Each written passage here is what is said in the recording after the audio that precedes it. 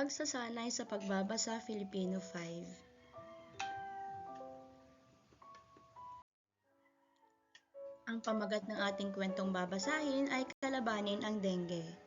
Ang dengue fever ay isang kondisyong ng dengue virus.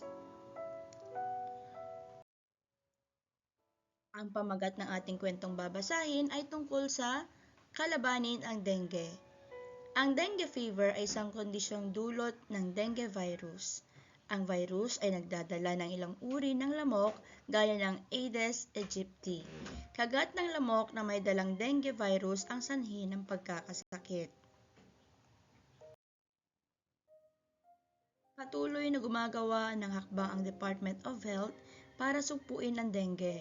Itong taon na ito, may naitala na mahigit 30,000 kaso ng dengue. Kailangan ng gobyerno na gumawa ng mga bagong paraan upang maibaba ang bilang ng mga kasong ito. Ang isang dahilan kung bakit patuloy ang pagdami ng mga dengue ay dahil sa pagkakataon ng mga lamok na mabuhay sa paligid. Kailangan ng pagkikipagtulungan ng lahat sa simpleng gawaing makakaiwas sa sakit na ito. Una, dapat malaman na ang lamok na Aedes aegypti ay nabubuhay sa malinis sa tubig. Lagi dapat sinusuri ang loob at labas ng bahay kung may mga tubig na hindi napapalitan.